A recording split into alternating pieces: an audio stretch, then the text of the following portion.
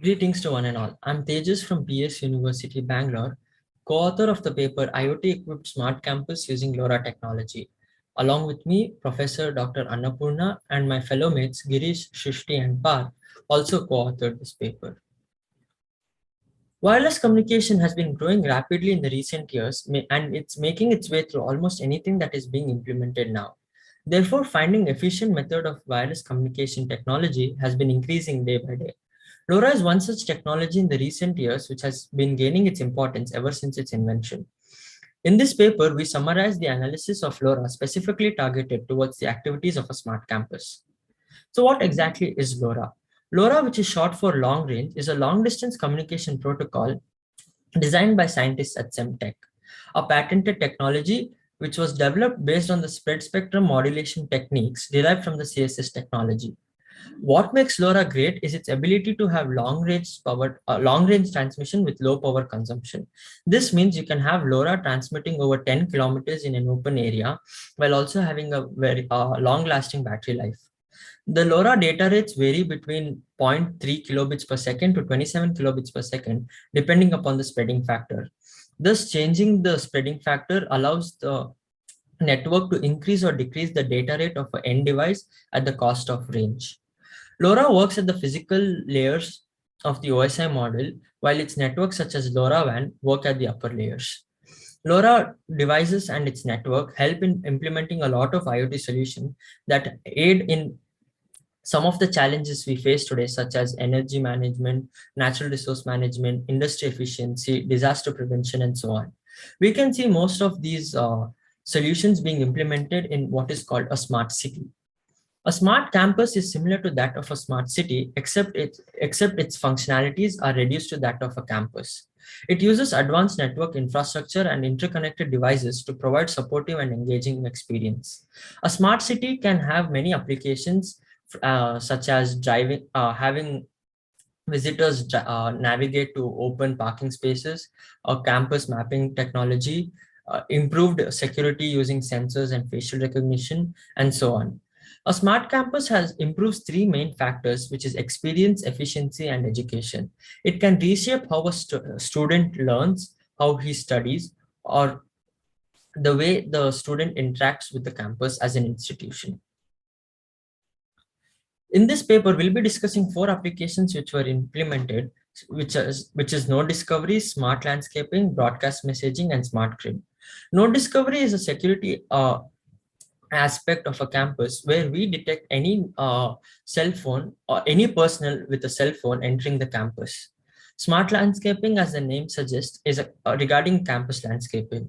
We continuously monitor the campus landscape in terms of moisture and weather condition and take appropriate measures to keep the campus looking green and alive. Campus broadcast messaging is with respect to increasing the efficiency of communication between admin and students.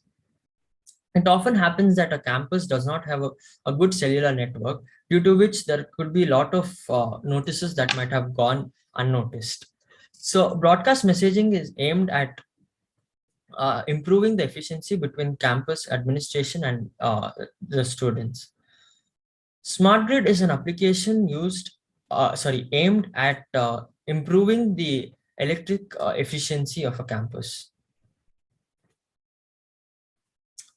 The LoRa node used in the paper is the SX1278, which has a frequency of 433 megahertz and has a default operating voltage of 3.3 volts.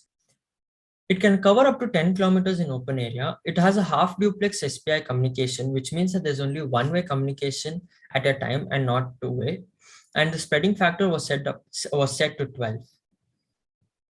This is the proposed architecture for our paper. As you can see, it's a client-server architecture with one centralized server and four clients, which are the four different applications that were discussed earlier. In case of node discovery, a microcontroller picks up on the MAC address of any mobile device that enters the campus and transmits the MAC address via LoRa to the server. In the server, there's a database of pre-stored MAC addresses. The new MAC address is run through the database and to check if it's already seen or if it's a new one. And based on that, it's logged in the database and shown in the website that is created.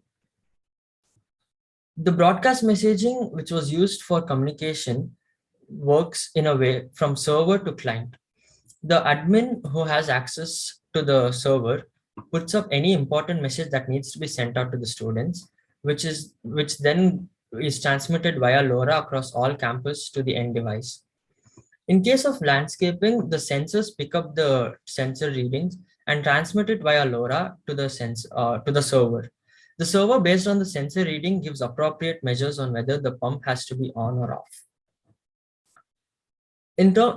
For smart grid, the server sends the signal whether a classroom or a lab should be turned on or off depending on its occupancy, thus helping us have efficient electric usage. This is the website created for our.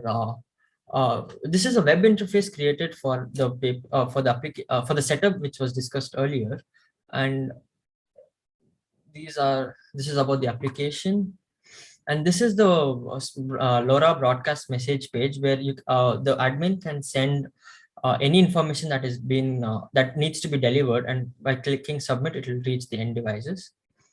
This is the node discovery logs, where you can see is a tabulated page where with date, time, the MAC address recorded, and if the MAC address is already stored in the database, the details of the student is shown or personnel is shown, and if it is not, you can see it being sent as undefined. If the number of undefined users is more, then appropriate actions can be taken. The smart landscaping page, which shows the weather conditions at the given time, the date, soil moisture data, the condition of the pump, and a graph which shows the trend of the day. These data can be used for further data analysis. Coming to the analysis of how LoRa works in our campus.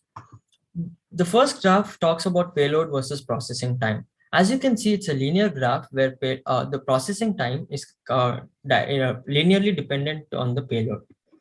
The second graph is with respect to the payload versus packet loss.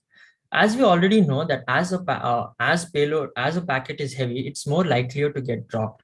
Therefore, it is expected that higher payload have higher packet loss, and the same can be justified in this. The same can be seen in this graph.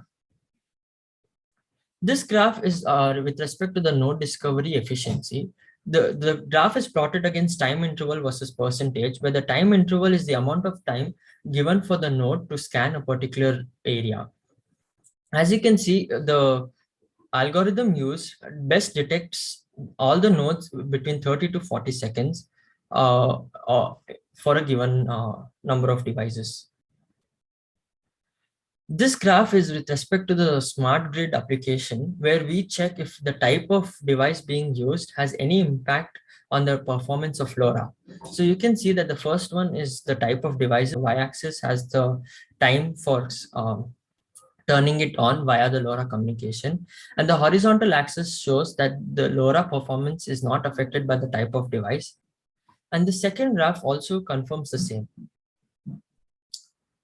Coming to the graph between distance versus time, as you can see, as the distance increases, the time taken per packet to reach the LoRa node also increases, which makes sense because since the speed is constant, as distance increases, time has to increase. The last one is distance versus packet loss. Packet loss, as the distance increases, we can see that there's a huge there's an increase in packet loss, and this is because of various disturbances that might come on in the path of transmission. That brings us to the end of this presentation. Hope you enjoyed it. Thank you.